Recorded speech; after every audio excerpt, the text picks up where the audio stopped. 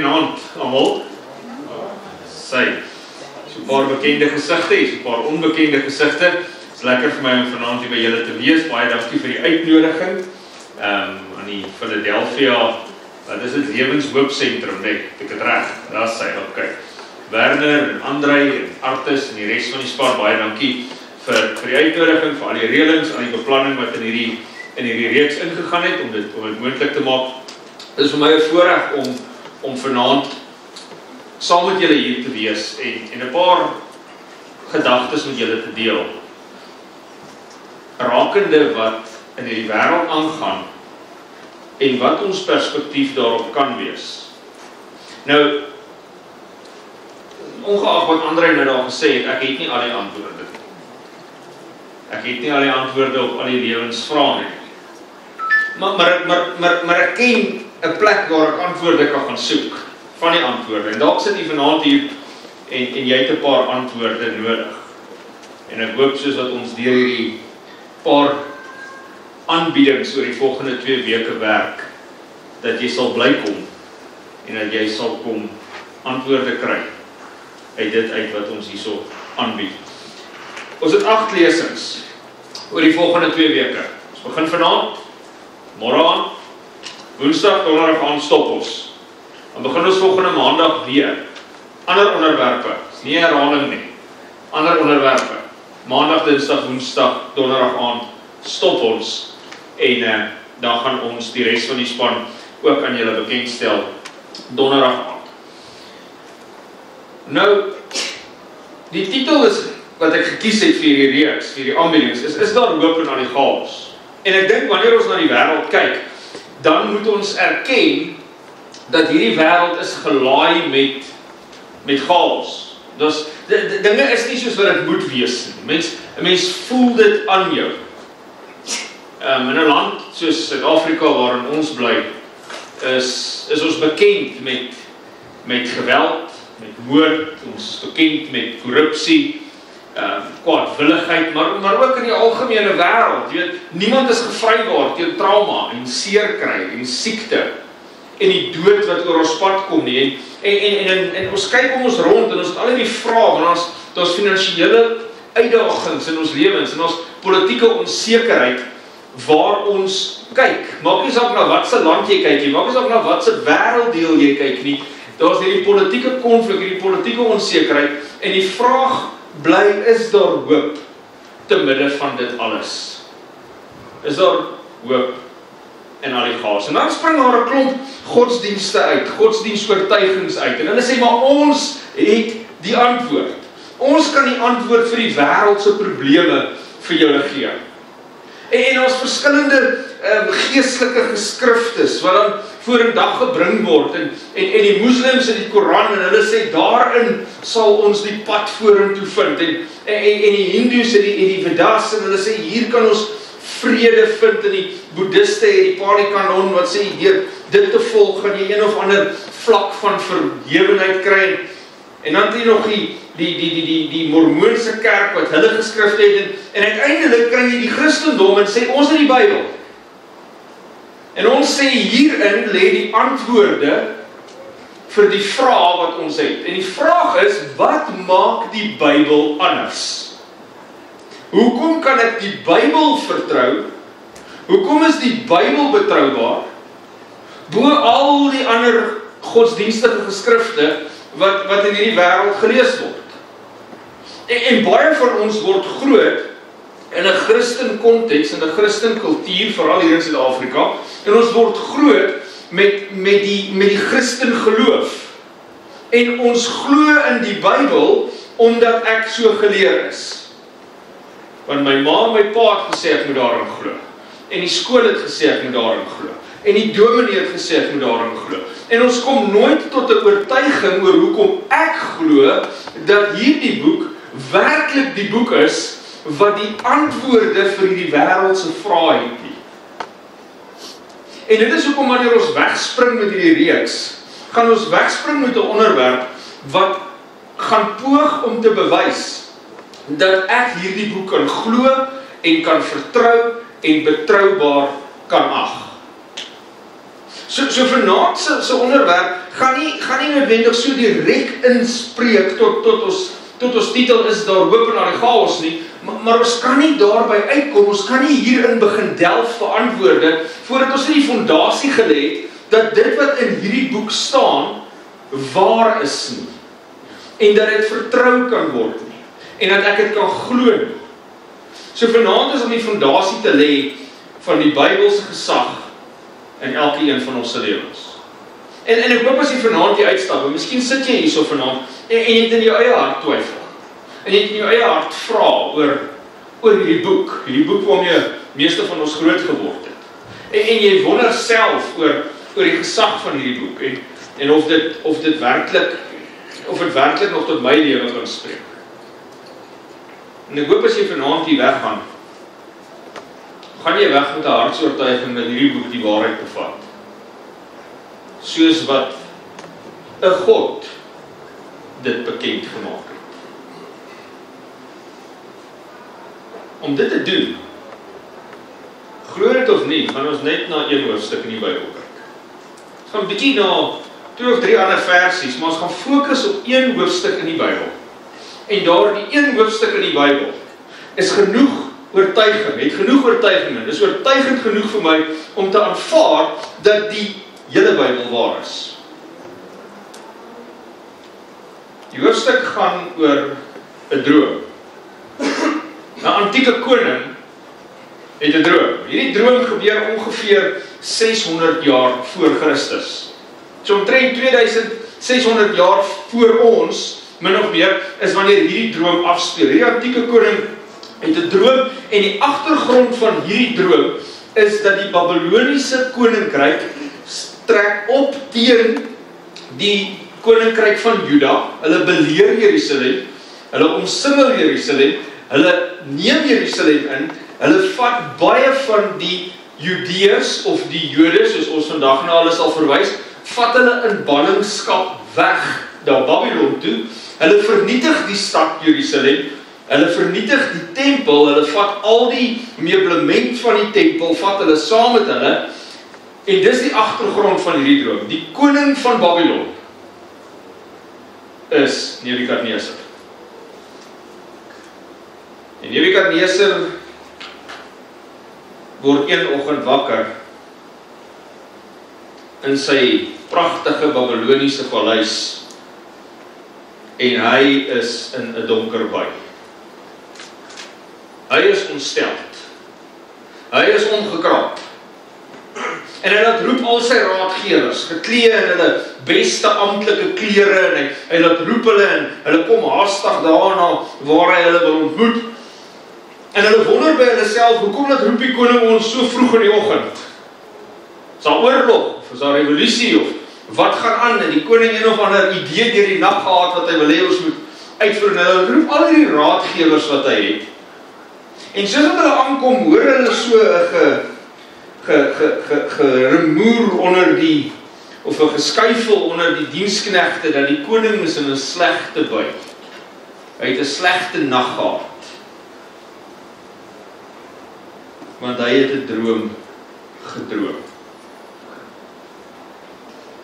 En Daniël 2 vertel vir ons die verhaal van hierdie droom. En dit begin, en ek lees dit op die skerm, die ou vertaling van die Bybel, die 1933-53 vertaling van die Bybel, voel vry om te gaan naslaan, en wat se vertaling jy ook kan lees, maar doen moeite om dit wat ons in hierdie 2 weke bespreek, dit wat ons hierdie 2 weke aanbied, vir jouself te gaan naslaan. Doen weer moeite om self te gaan studie doen. Moet nie net glo wat ek hier voor sê nie. Gaan doen self ondersoek. So vat jou Bybel, maak nie saak wat se vertaling jy by die huis het nie. Gaan vat jou Bybel en lees daarin en kyk of dit wat ek hier gesê het die waarheid is. In die 2de jaar van die regering van Nebukadneser het Nebukadneser 'n droom gehad, sodat sy gees onrustig geword het en dit met sy slaap gedaan was. En toe het die koning bevel gegee om die geleerdes en die besweerders en die towenaars en die galdeers, en die galdeers was toekomsvoorspellers. Dis mense wat die toekoms voorspel het. Hy het hulle geroep om vir die koning sy droom uit te lê. Toe hulle kom en voor die koning gaan staan, sê die koning vir hulle, ek het 'n droom gehad en my gees is onrustig om die droom te verstaan. Nou, in antieke tye heg hulle besonderse waarde aan drome. En soveel meer nog, as jy wakker word, en jy's diep onder die indruk dat hierdie droom iets beteken. Dit was nie sommer net dat jy mekaar spul, soos wat baie van ons droom nie. Hierdie droom het betekenis. Nebukadneser word wakker, en hy is onrustig in sy siel, en hy sê, ek het hierdie droom gehad, en ek wil verstaan waaroor die droom gaan. Die wyse manne het miskien iets baie moeilikers verwag. Want jy sien, hulle het altyd beweer dat hulle drome kan uitleg. Hulle het altyd beweer dat hulle drome verstaan en dat hulle betekenisse aan drome kan gee, en hulle was meesters in hierdie interpretasie van drome. So dit moes maklik gewees het vir hulle om vir die koning 'n verduideliking vir sy droom te gee. En hulle sê vir die koning, mag die koning vir altyd lewe. Vertel dit vir u dienaars die droom, en ons sal vir jou die uitlegging gee. So ons sal vir jou, en dis mos nou maklik, jy kan mos enige, as jy klaar die vertroue van die koning het, dan kan jy mos nou enigiets uit jou duim uitsuig, oor wat dit beteken wat hy jou vertel.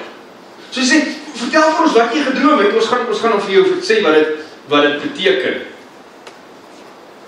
Maar hulle selfvertroue het seker gou verdwyn, toe die koning bygevoeg het, die saak staan by my vas. As julle die droom en sy uitlegging nie aan my bekend maak nie, sal julle in stukke gekap en van julle huise mishope gemaak word. Met ander woorde, nee, stop net daar. Julle gaan nie net vir my die uitlegging, die verduideliking van die droom gee nie, julle gaan ook vir my vertel wat ek gedroom het. Nou wie op aarde kan dit doen? Wie kan vir jou vertel wat jy gedroom het? Nou raak het bietjie moeiliker, en ek dink hoe hierdie sterkkykers en hierdie voorspellers en hierdie wyse manne angstig raak in vrees, want hoe kon hulle weet wat die koning gedroom het? En miskien toets hy hulle, en hy weet wat hy gedroom het, so hulle kan nie enigiets uit hulle duim uitsuig oor 'n droom nie, of miskien weet hy regtig wat hy gedroom het, dalk het hy vergeet, maar hulle weet nie. En hulle sê vir hom, daar's geen mens op die aardbodem wat die koning se saak sou kan te kenne gee. Daarom het dan geen koning nog ooit groot of magtig so iets van enige geleerde of besweerder of galdeer verlang nie. Ja, die saak wat die koning van ons verlang is swaar, en daar is niemand anders wat dit voor die koning sou kan te kenne gee nie, behalwe die gode, wie se woning nie by die vlees is nie. Dis 'n belangrike sin wat hulle hier sit. Hulle sê, o koning Nebukadneser, daar's geen mens wat vir jou hierdie kan doen wat jy vra nie. Daar's geen mens wat weet wat jy gedroom het nie, en dit nog kan uitlê nie, maar die gode, ergens is 'n God wat dit dalk sal kan doen. Maar hy's nie onder by ons mense nie. Ons kan jou nie help nie. Hulle probeer met hulle rasionele redenasie tot die koning deurdring. En hulle probeer hom oortuig. Maar dit is hulle wat altyd beweer het, hierdie besweerders en die voorspellers en die wyse manne, dis hulle wat beweer het dat hulle kontak het met die gode. Hulle het beweer dat hulle 'n bonatuurlike verbintenis het met die afgode. So met ander woorde, het hulle dit dan nooit gehad nie? Hulle kon die sterre lees, hulle kon die toekoms voorspel.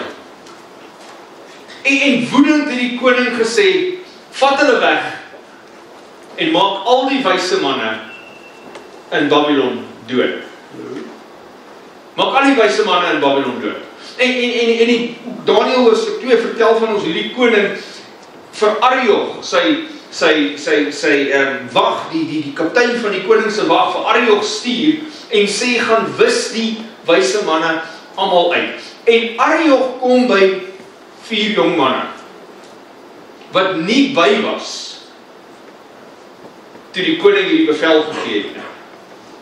En hoekom hulle nie by was nie, is ons nie seker nie, want hulle word tog gereken as deel van die groep wat doodgemaak moet word. Maar miskien is dit omdat hulle rang nie hoog genoeg was onder die wyse manne, of wat se rede dit ook al mag wees, dalk omdat hulle nie Babyloniërs was nie. Want hierdie 4 jong manne kom uit Juda uit. Hulle kom daar uit die ballingskap uit, hulle kom daar uit Jerusalem uit, wat koning Nebukadneser beleer het.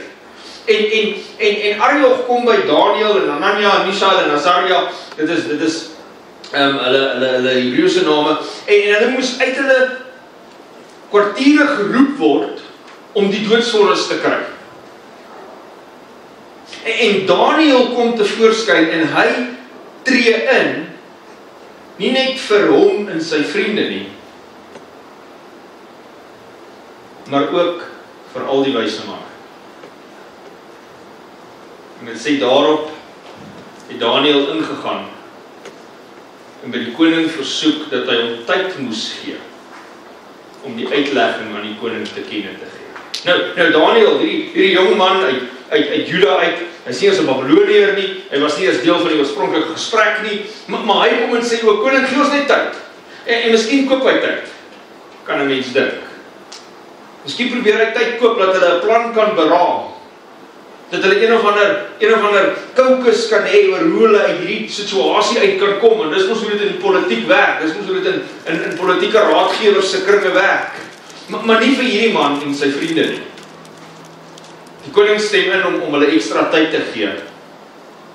En toe gaan Daniël na sy huis en maak aan Hananja, Misael en Asaria, sy metgeselle, hierdie saak bekend. En hulle het barmhartigheid van die God van die hemel afgesmeek oor hierdie geheim. Sodat hulle Daniël en sy metgeselle saam met die oorige wyse manne van Babel nie so onder nie. En dink vir jouself hierdie bid hier. Die erns van hierdie bid hier. Hierdie 4 manne kom by mekaar en hulle besef, dit is môre is dit verby met ons. Môre is dit keel af. En nie net vir ons nie, hier's klomp ander wyse manne wat ook vir die koning werk en hulle huisgesinne en almal gaan uitgewis word. En hulle bid. En hulle vra die God van die hemel, soos die verhaal vertel, om hulp. En daarop is in 'n naggesig die geheim aan Daniël geopenbaar. En toe Daniël die God van die hemel geloof. En opgewonde het Daniël haastig na Arioch toe gegaan, kan daai gedeelte gaan lees in Daniël 2, en hy het vir hom gesê, moenie die wyse manne van Babel ombring nie, bring my in voor die koning, dan sal ek aan die koning die uitleg van die droom vertel. Arioch vat vir Daniël na die koning toe, hy sê hy het 'n man onder die ballinge van Juda gevind, hierdie man kan die uitleg van die droom vertel, en Nebukadneser moes dalk wonder, nou wat op aarde maak 'n Judeër hier? As my eie wyse manne, en my eie voorspellers, en my eie astroloë, en my eie sterrekundiges en sterrekykers dit nie kan doen nie, wat maak die jong man nie? En dis ook my vra, is jy in staat om aan my die droom wat ek gesien het en sy uitlegging bekend te maak? Besef jy die omvang van die taak wat nou voor jou is? Jy moet nie net my vertel wat dit beteken wat ek gedroom het, jy moet ook my vertel wat ek gedroom het. En Daniël antwoord, die geheim waarna die koning vra, kan die wyse manne, die besweerders, die geleerdes, die waarsêers nie aan die koning te kenne gee nie. Maar daar is 'n God in die hemel wat geheime openbaar. Onthou wat die waarsêers, die Babyloniese waarsêers voor Nebukadneser gesê het? Net die gode kan hierdie doen wat jy vra. Daniël kom en sê, daar's 'n God in die hemel wat kan doen wat jy vra. En hy het aan jou, koning Nebukadneser, bekend gemaak wat aan die einde van die dae sal gebeur. Met ander woorde, hy het vir jou vertel wat aan die einde van hierdie wêreld se tyd gaan gebeur. Die droom en die gesigte van die hoof op die bed was dit. Daniël was dalk nederig, maar hy het nie geskort in dapperheid nie. Die staan hy voor hierdie koning, wat sy volk in ballingskap geneem het. En hy sê, ek gaan jou vertel van 'n God wat geheime openbaar maak. Ek gaan jou vertel van die enigste betroubare bron van inligting. En daai bron van inligting het vir jou die toekoms van hierdie wêreld kom wys. Vir jou wat Nebukadneser is. Dis wat jou droom beteken.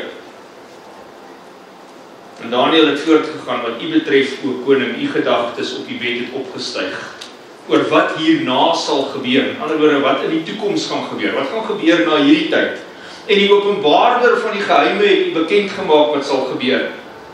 En wat my betref, hierdie geheim is my geopenbaar, hy het vir my ook gesê wat dit is, Nie deur 'n wysheid wat in myself sou wees nie, meer as in al die ander lewendes nie, maar met die bedoeling dat die uitlegging aan die koning bekend gemaak sal word en u die gedagtes van u hart sal ken. Koning Nebukadneser, daar is een wat hierdie droom vir jou gegee het, want hy wil vir jou vertel hoe lyk die wêreld se toekoms. Nou, dit kan net as akkuraat beskou word met terugblik.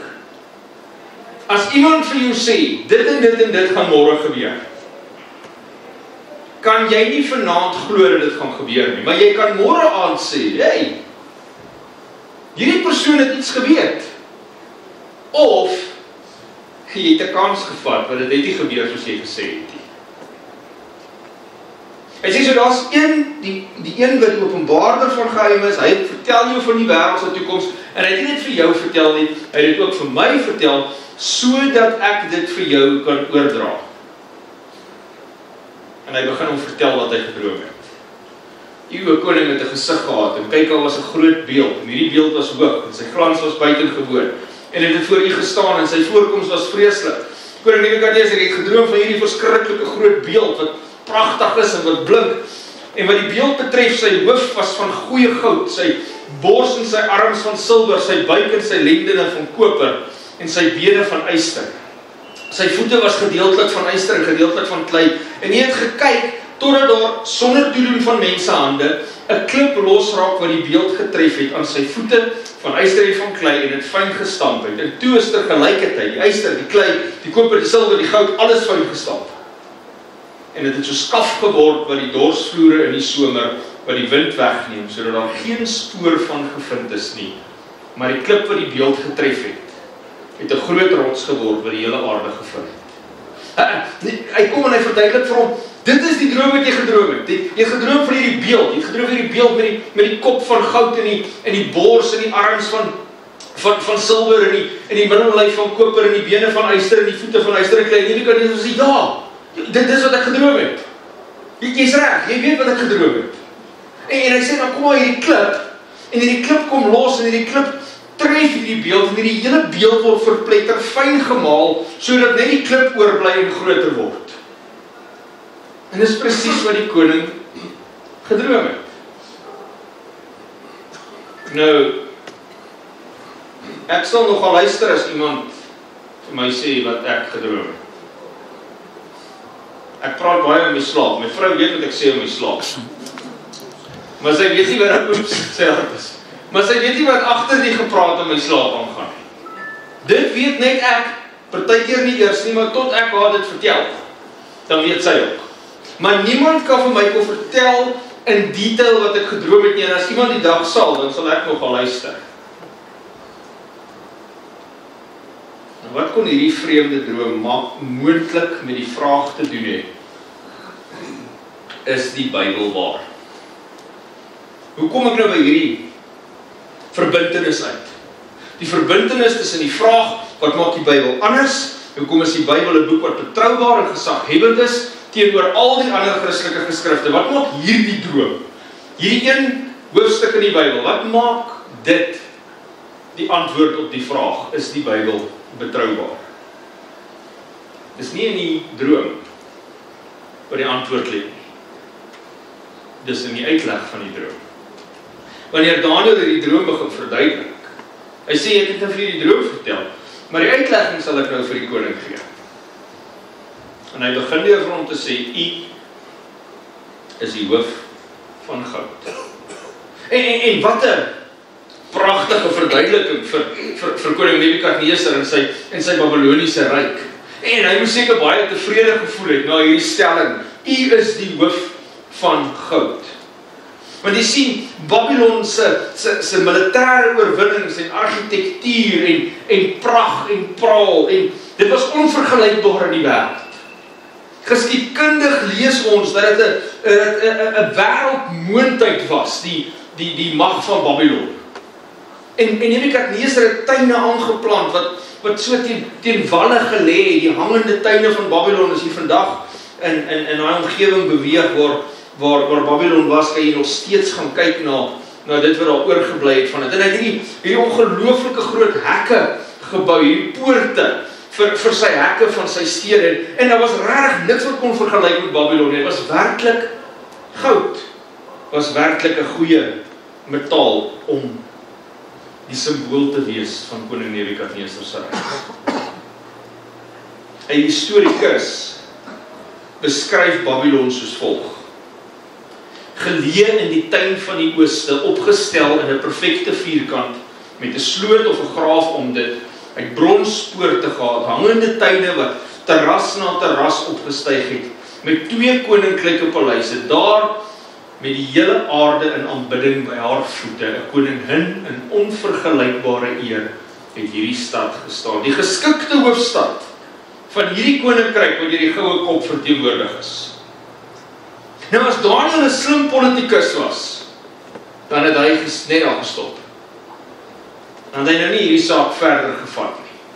Hy sou net die koning se ego gestreel het, en op sê, jy is die kop van goud, en dis al wat belangrik is, en hierdie kop van hierdie beeld is die belangrikste deel van hierdie beeld, en Daniel kon net daar gestop het. Maar Daniel besef dat hy 'n groter boodskap het, nie net vir hierdie koning nie, maar ook vir geslagte wat daarna sou kom, in sy interpretasie van hierdie droom. En hy gaan verder, en na u sal 'n ander koninkryk opstaan, geringer as die van u. En die koning se glimlag het seker vinnig verdwyn, toe hy daardie woorde van Daniel hoor. Want jy sien, enige koning wil graag hê dat sy koningskap vir altyd moet aangaan. Dat sy nageslag vir altyd die heersers moet wees. En daar's klein tablette opgegrawe deur argeoloë wat waarskynlik uit die tyd van Nebukadnesar kom, met die woorde van Nebukadnesar self wat sê, vir die verbasing van mense het ek hierdie huis gebou. Hierdie poorte, vir die verbasing van menigtes van mense, met skoonheid het ek dit versier. Mag dit vir altyd hou. Dis die koning se droom. En nou kom hierdie jong Joodse seun amper en sê, daar kom 'n ander koninkryk. Na jou, jy is die kop van goud, daar kom 'n ander koninkryk. Daar kom 'n silwer koninkryk. Hierdie beeld het nog 'n koninkryk wat na jou kom. En dit gaan jou kop van goud vervang. Tragies dat 'n paar dekades later, in die jaar 539 voor Christus, kom die Babyloniese koninkryk tot 'n val. 60 jaar het min of meer verbygegaan, vanaf Daniel en sy vriende uit die Babyloniese hoofstad ingekom het, as oorloggevangenes uit Jerusalem. Nebukadnesar is dood, sy kleinseun is die koning. En dan gedurende die bewind van Belsasar, Nebukadnesar se kleinseun, kom beleer Kores die Meder Babylon. Maar jy sien, die Meders het nie genoeg krag in hulle militêre dryf om 'n mag soos Babylon te kan omverwerp nie. Hulle is nie groot genoeg nie, hulle is nie sterk genoeg nie. En hulle smee saam met die Perse, en die Medo-Persiese weermag trek op teen Babylon, omsingel Babylon. Dit word beleer. En wat doen Belsasar in hierdie tyd? Terwyl hierdie stad beleer is. Hy daag die God van die hemel uit. Wat doen hy? Hulle hou 'n groot partytjie. Nou dink op die arrogansie. Hierdie vyande is rondom hierdie stad se mure. Hulle is so selfverseker dat niks met hulle kan gebeur nie. Dat hulle 'n partytjie hou. En in hierdie partytjie het hulle die goue voorwerpe gebring wat uit die tempel, dis nou Daniel 5, onthou dis nou klompie dekades later, na hierdie droom, ons gaan nou terugkom na die droom toe, so net by hierdie bors van silwer, wil ons dit nog 'n bietjie vas staan. Hulle het die goue voorwerpe gebring, uit die hemel, uit die huis van God, uit die tempel, uit die huis van God in Jerusalem, weggevoer was, en die koning en sy magshebbers en sy vroue en sy byvroue het daar uitgedring, heilige meublement, wat God heilig verklaar. En besoedel hulle deur 'n heidense partytjie. En hulle het wyn gedrink en die gode van goud en silwer, koper, yster, hout en klip geprys, Interessant, dat dit baie dieselfde elemente is, as wat in die beeld verskyn. Dis ook die gode wat hulle aanbid. En te midde van hierdie feestelikheid kom haar 'n hand uit die duisternis uit. En stadig het die misterieuse vingers met vurige letters die muur begin skryf van hierdie banketsaal. En die koning het die deel van die hand gesien wat geskryf het, en het 'n gelaatskleur van die koning het verander. Sy gedagtes het verskrik, sy gewrigte het sy heupe losgeraak, sy knie het in mekaar geslaan. Ek hou van hoe die skrywer dit beskryf, hoe angstig hy raak, hoe bang hy raak. En net soos sy oupa, Nebukadneser, sê Belsasar, bring die slim ouens, bring die voorspellers, en bring die wyse manne, dat hulle vir ons kon vertel wat gaan hier teen hierdie muur aan. En hy sê vir hulle, dat enige een wat hierdie skrif lees, en met sy uitlegging vir my te kenne kan gee, hy sal met 'n purperkleed bekleed word, sal 'n goue ketting kry, en hy sal derde in bewind van hierdie koninkryk wees. Dit is 'n groot ding wat Belsasar hier beloof. Maar niemand kan daardie woorde lees. En uiteindelik kom die koningin moeder, Nebukadneser se dogter, en sy sê, maar jou oupa het gebruik gemaak van 'n wyse man, die naam Daniel. Dekades tevore, laat roep hom. En Daniel het in hierdie tyd 'n ou man, kom in daardie banketsaal, en hy sê vir die koning, jy kan jou gawes vir jouself hou, jy kan jou geskenke vir iemand anders gee.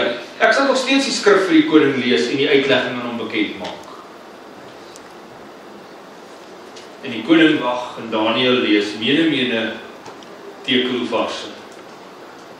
Mene, tekelhoefarse. Aramees, taal wat die koning nie verstaan. Mene, God het die koningskap getel, en hy het nou 'n einde daaraan gemaak. Tekel, jy is op die weegskaal geweeg, en jy is te lig bevind. Hoefarse of Peres, die koninkryk is nou verdeel, en aan die Meders en die Perse gegee. En terwyl Daniel hierdie plegtige woorde in stilte van die banketsaal uitlê, breek die Meders en die Perse met 'n baie strategiese plan Babylon in. En die geskiedenisskrywers, Herodotus en Xenophon, skryf vir paar dekades later oor hierdie gebeurtenis. En hulle sê, wat die Meders en die Perse gedoen het, is dat hulle 'n vuur deur Babylon geloop, die Eufraat-rivier, deur hierdie stad geloop. En wat hulle gedoen het, is hulle het hierdie rivier weggelei in die nag. En die loop het droog geraak, wat onder deur die muur gegaan het van die stad. En hulle kon deur hierdie muur, onder die muur deur in die stad inkom. Terwyl die koning met al sy amptdraers en al sy soldate, en almal wat belangrik is, partytjie hou, is hulle boebaas strategiebestuurders en die triomfantelike skreeu van die leer van Kores weergalm deur die stad Babylon. En daardie koninkryk kom tot 'n einde. Net so vir interessantheid, die profeet Jesaja skryf 150 jaar voor die gebeure van Daniel. En hy skryf 150 jaar. So sê die Here aan sy gesalfde aan Kores. Wie's Kores, Jesaja? Ons ken nie eers so iemand soos Kores nie. Jesaja sê nie bekommerd wees nie, hy kom. Want God het hierdie vir my gesê. So sê die Here aan sy gesalfde aan Kores, wie sy regterhand ek gevat het, om nasies voor hom neer te werp, terwyl hy die lendene van konings losgord, om voor hom deuring oop te maak, en poorte sal nie gesluit bly. Die Bybel 150 jaar voor die gebeure identifiseer tot die persoon wat dit gaan doen. Daniel het geprofeteer dat die goue ryk van Babylon deur 'n minderwaardige koninkryk, die een wat verteenwoordig is nie deur goud nie, maar deur silwer, oorwin sal word. En so word die koalisieregering van die Meders en die Perse die nuwe wêreldheersers.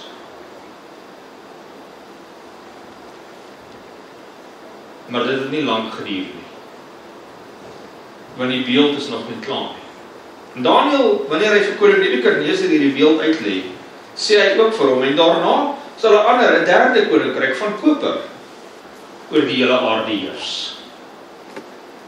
En die Meders en die Perse was nie in die ewigheid in, die heersers van hierdie wêreld nie. Want uit hulle uit staan daar 'n klein rebelle mag op.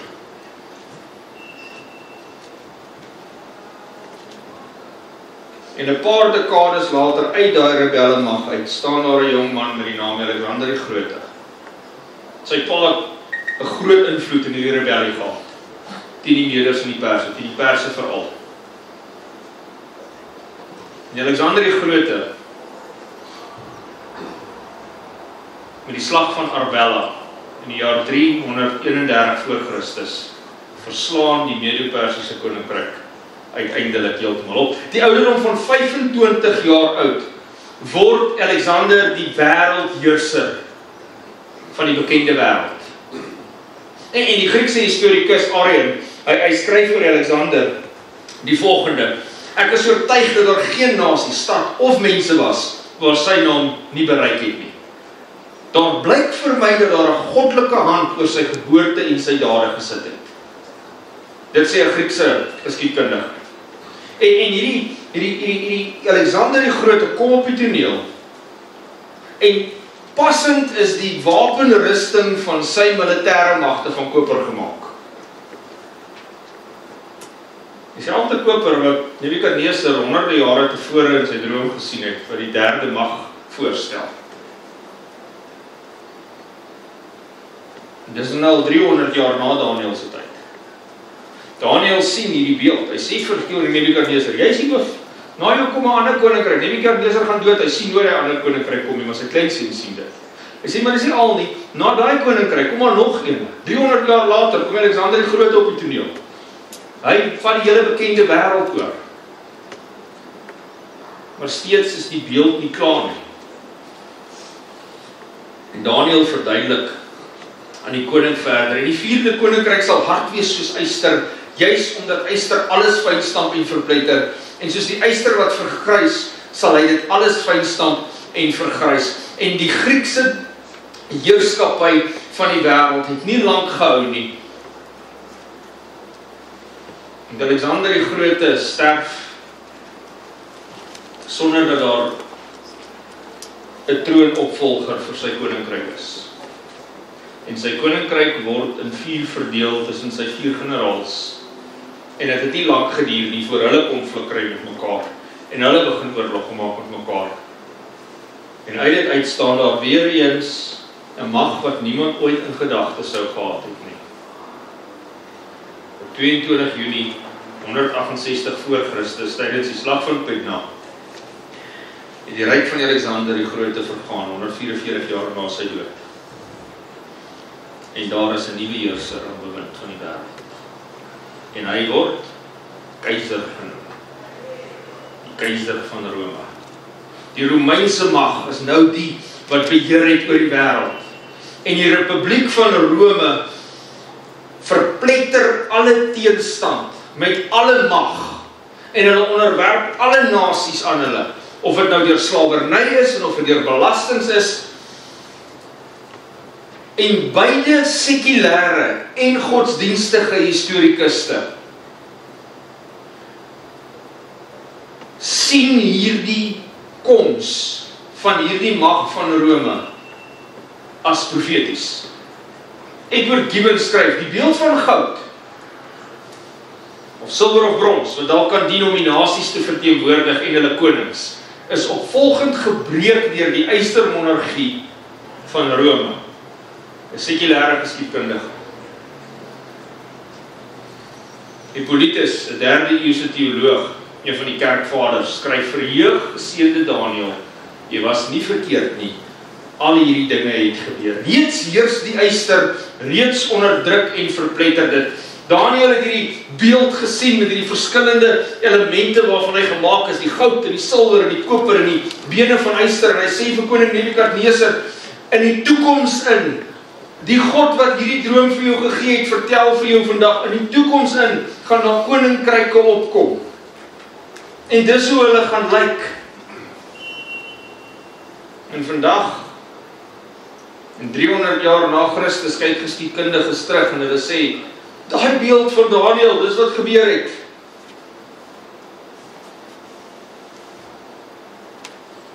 In die Romeinse ryk was die wreedste nasie van hulle almal. En hulle die wêreld oorheers met 'n ysterhand.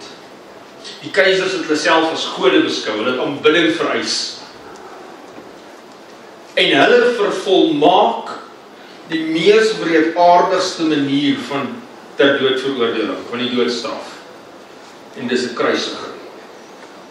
Die Romeine kry dit reg.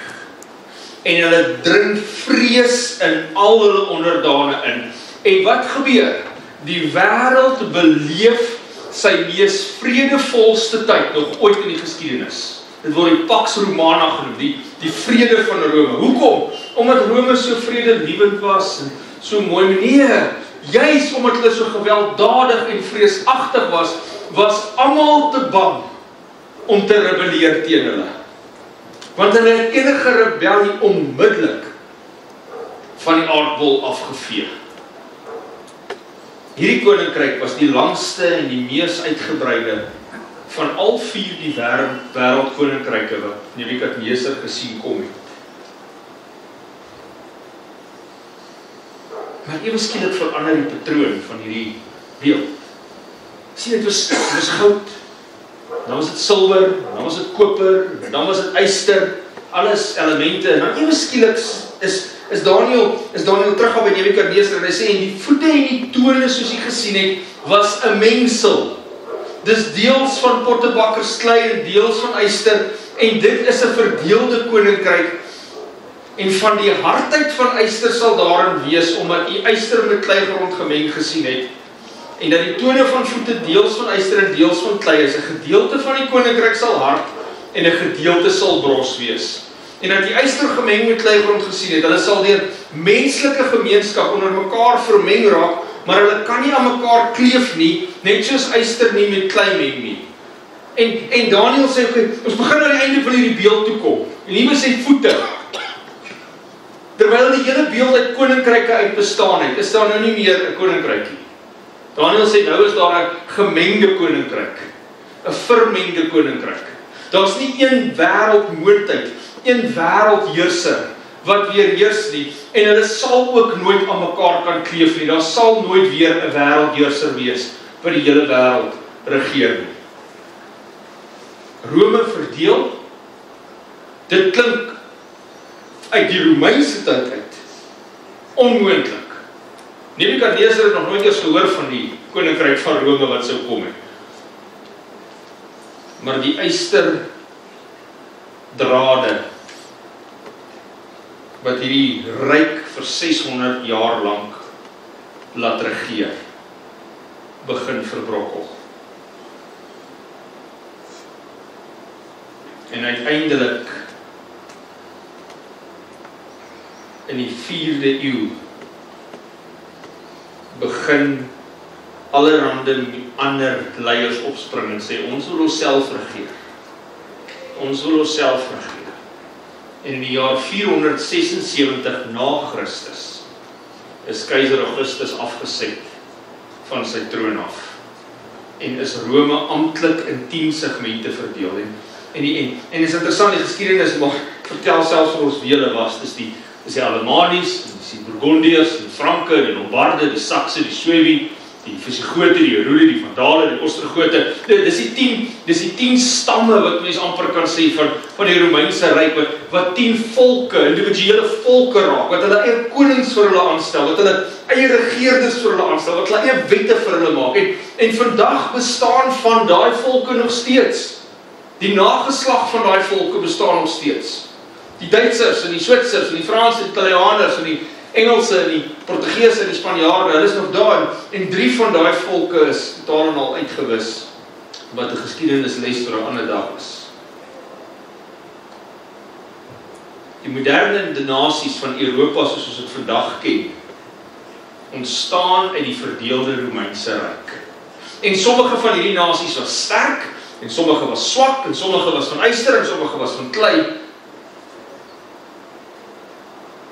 Maar daar's 'n baie belangrike deel van hierdie voete van yster en klei, wat vandag vir jou en vir my geld. En dit is die voorspelling van Daniël, dat hulle nooit aan mekaar sal kleef nie. En deur die eeue, probeer baie wêreldheersers om nasies weer saam te smelt. En hulle doen dit deur koninklike huwelike met mekaar te hê, onder trouery met ander koninklikes, en om te meng met mekaar. Dan probeer hulle dit deur oorlog te doen. En dit is interessant dat gedurende die eerste dekade van die 20ste eeu, dis net nou die dag, nee, was amper al die wêreld, al die konings van Europa op een of ander manier aan mekaar bloedverwant. Maar geen plan, hoe groot of goed beplan dit ook al mag wees, kan ooit daarin slaag wanneer God verklaar het, hulle sal nie aan mekaar kleef nie. Karel die Grote, hy het die Romeinse kerk agter hom. Hy sê ek gaan hierdie koninkryk weer verenig. Hy misluk. Louis die 5de, Charles die 14de, hulle probeer, hulle misluk. En dan kom Napoleon Bonaparte, die van iemand lief is vir geskiedenis, weet nie, ek hou van geskiedenis, dit verveel party mense. Nou, Napoleon Bonaparte kom en hy sê, ek gaan weer hierdie wêreld, 'n een wêreld moondheid maak, en ek gaan dit deur militêre mag doen, gaan die wêreld oorneem. En in die Franse revolusie begin hy om Frankryk omver te werk, en dan sê hy, nou wil ek die res van Europa vat. En dit het gelyk of niks om gaan stop nie.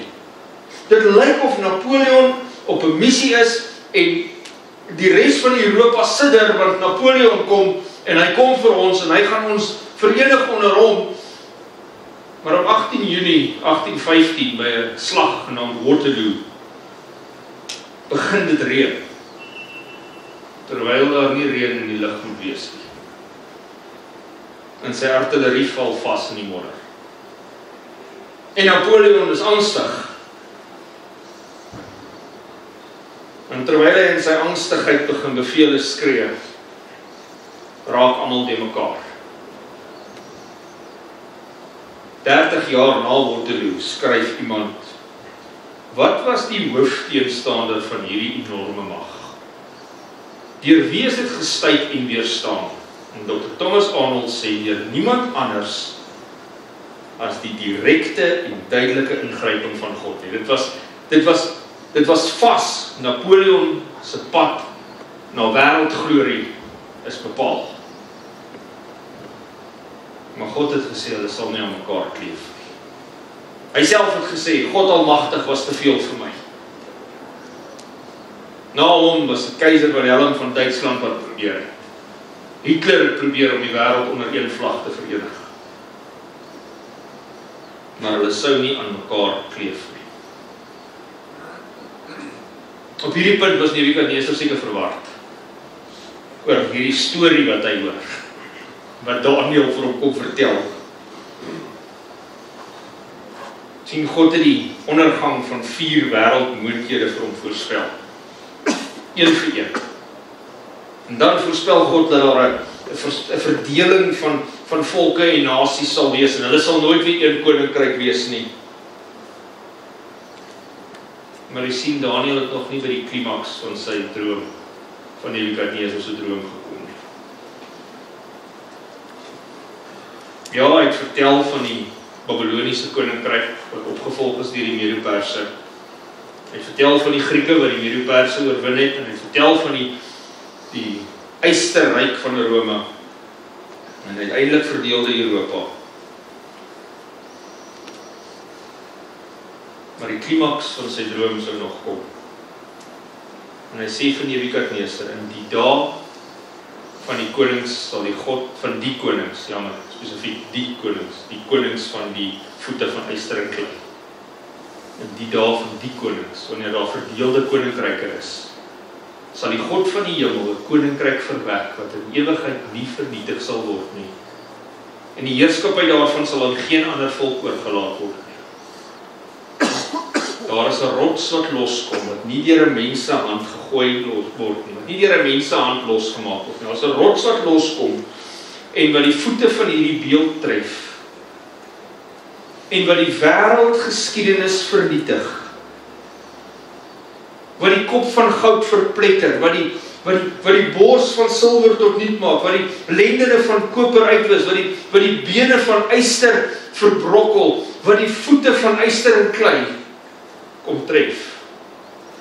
Daar's 'n klip, nie deur 'n mens se hand nie. En hierdie klip word 'n koninkryk. 'n Klipkoninkryk.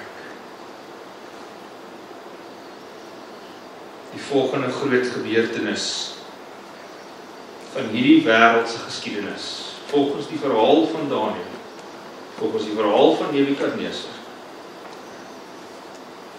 is die koms van 'n goddelike koninkryk. Die vestiging van 'n koninkryk wat verteenwoordig is deur klip, wat nie deel is van hierdie beeld nie, wat nie gevorm is deur die hande van mense nie, maar deur die magtige hand van God. En dan uiteindelik sal die profesie vervul wees vir Openbaring 11 vers 15, die koninkryke van die wêreld het die eiendom van ons Here geword en van sy Christus, en hy sal as koning heers tot in alle ewigheid. Nebukadneser se reaksie oor hierdie sensasionele visioen is sprekend van wat hy besef. Wanneer hier 'n jong Joodse man opstaan en sê, God het vir jou die toekoms van hierdie wêreld gewys. En sy reaksie is, waarlik julle God is die God van die gode. En hy is die Here van die konings en die openbaarder van geheimenisse. Daarom was jy in staat om hierdie geheim te openbaar. God het die raaisels van die eeue wat sou volg na Nebukadneser oopgemaak. Hy het dit onthul, hy het vir Nebukadneser vertel wat hierdie metaalbeeld beteken. 6 eeue voor die geboorte van Jesus wys hy vir Nebukadneser al die verskillende volke, al die verskillende koninkryke wat hom gaan opvolg. En waar leef ons vandag? Wat is die volgende groot gebeurtenis? Ons is in die voete van yster en klei. Daar's geen wêreldmoondheid wat hierdie wêreld oorheers nie. Daar's geen een politieke mag wat hierdie wêreld, hulle probeer. Maar dit kan nooit gebeur nie. Die mens het gevoel hoe voel dit om homself te beheer. Die mens het mag geproe. En nooit weer sal hierdie wêreldse volke hulle self ondergeskik stel aan een wêreldheerser. Al probeer hulle. Wat is die volgende groot gebeurtenis? Dis 'n klip wat uit die hemel loskom sonder dat 'n mens se hand hom gooi. Ons gaan in volgende week se lesings bietjie meer kyk na hierdie gebeurtenis wat in die teologie bekend staan as die wederkoms. Ons gaan bietjie kyk na hoe dit lyk en wat dit beteken. Ek nooi jou uit om te bly. Elke aand. Jy mag miskien dalk party aande hier uitstap met vrae en onseker wees. En nie weet waar hierdie goed wat jy gehoor het inpas in jou bestaande godsbeskouing, geloofsbeskouing. Moenie wegbly nie. Kom die volgende 7 aande van hierdie reeks. Kom luister saam, kom gesels saam. Ek is beskikbaar na die tyd om te gesels as jy met my wil gesels. Uiteindelik gaan die groot stem roep, kom julle geseëndes van my Vader, beerf die koninkryk wat vir julle berei is. As ons begin met die vraag, voordat ons hierdie reeks kan afskop, is hierdie boek betroubaar? Ek is oortuig dit is. Want daar's geen geskiedkundige twyfel wat ek oortuigend vind, wat 'n ander datum vir die leef en die skryf van Daniël, die boek Daniël, voorhou as omtrent 600 jaar voor Christus. Die oorweldige oortuiging in geskiedenis is dat dis die tyd, dis 'n antieke boek. En in daardie antieke boek word die toekoms van die wêreld voorspel. En dis baie maklik om enige toekomsvoorspelling te maak. Sê die Engelsman, the proof is in the pudding. As God 'n toekomsvoorspelling maak, sal ons eers weet of daardie God werklik die toekoms ken, wanneer die toekoms gebeur het. En jy en ek sit vanaand hier, en ons is 2600 jaar later, en jy en ek het die voordeel en die voorreg om in geskiedenis terug te kyk, met verskeie geskiedkundige bronne, en te sien wat in die geskiedenis van hierdie wêreld gebeur het, wat vir Daniël en Nebukadneser die toekoms was, is vir ons die geskiedenis. En ons kan sien dat dit wat vertel was in die een hoofstuk van een boek van hierdie boek, werklik tot vervulling gekom het. Wat 'n ongelooflike verhaal is dit nie? Hoe oortuigend is dit nie dat hierdie boek waar is? Nie een van hierdie ander boeke kan dit doen wat hierdie boek doen nie. Die Bybel is anders en betroubaar, want dit gee hoop.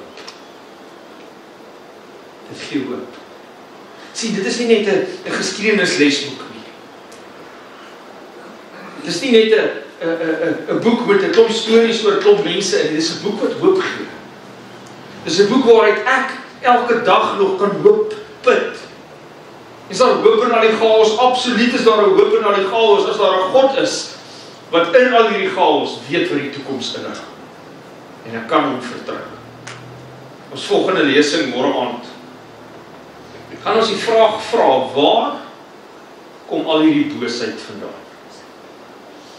En ek wil die uitnooi, moet dit nie mis, want daar is soveel wanbegrippe oor hoekom daar soveel sleg en lelik in die wêreld is.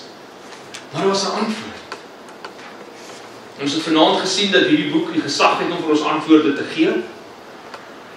Ons sal môre aand sien wat die antwoord is. Ek gaan môre aand ook 'n klein gedeelte van 'n persoonlike getuienis met u deel oor my eie lewe, my gesin se lewe. Ek nooi julle om asseblief môre aand weer by ons aan te sluit. Moenie weggaan nie. Bring iemand saam. Bring iemand saam. Bring 'n vriend of 'n vriendin of 'n buurman of 'n werkskollega. Bring iemand saam. Sê kom luister saam met ons. Môre aand sin is een wat die hart raak. Maar daar is niemand van ons wat hier sit wat nog nie geraak is deur seer en hartseer en lyding en boosheid. Sal dit oké wees met julle as ons program vanaand afsluit met 'n gebed? Dit is gemaklik daaroor. Kom ons bid saam. Ek kan net so blys. Ons Vader wat in die hemel is, aan U kom toe die lof en die eer. U die een wat die toekoms ken. U die een wat die wêreld in U hand hou. Ten spyte van alles wat op hierdie aarde gebeur, nog steeds U planne tot vervulling laat kom. Dankie dat ons in 'n God kan glo, in 'n God kan vertrou, in 'n boek kan vertrou wat vir ons gegee is om ons hoop te gee. Dankie dat U self as betroubaar bewys deurdat dit wat U sê gaan gebeur, wel gebeur. En ek vra my God dat as hier iemand is wat vanaand in wanhoop is, in onsekerheid is, in vrees is, in bangheid is, miskien in probleme is, dat jy hulle môre aand weer sal bring.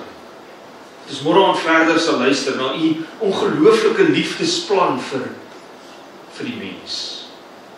Ons wil deel wees van daardie liefdesplan. Dankie vir u liefde. Dankie vir u goedheid en u seëninge. En beskerm ons asseblief as ons nou uit mekaar uitgaan. Ons bid dit in u naam.